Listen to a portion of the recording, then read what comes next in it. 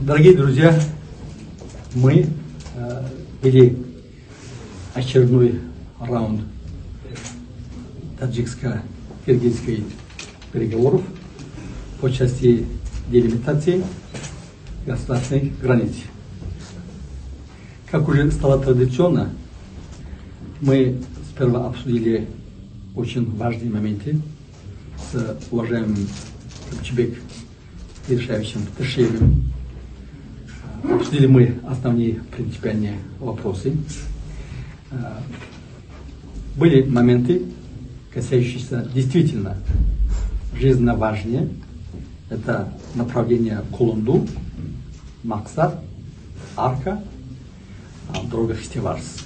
По этим вопросам достигнуты принципиальные согласия. Мы готовили проект, протокол по этому вопросу. Все стороны полностью согласны.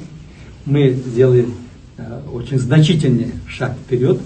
Мы уверенно выполняем указания глав наших государств, воли наших народов по полному завершению процесса делимитации границы между Республикой Таджикистан и Кыргызской Республикой. Я думаю, что те задачи, которые перед нами ставят глав наших государств, они очень уверенно, на принципиальных основах, на взаимовыгодных основах продолжают решаться. Спасибо. Так, уважаемые друзья, выше, как сказал уважаемый Самил Сатарович, мы сегодня также принципиально договорились о некоторых участках нашей госграницы, в частности, по границе села Махсат до встреч, это около 15 гектаров, то есть 15 километров земли, мы уже принципиально договорились.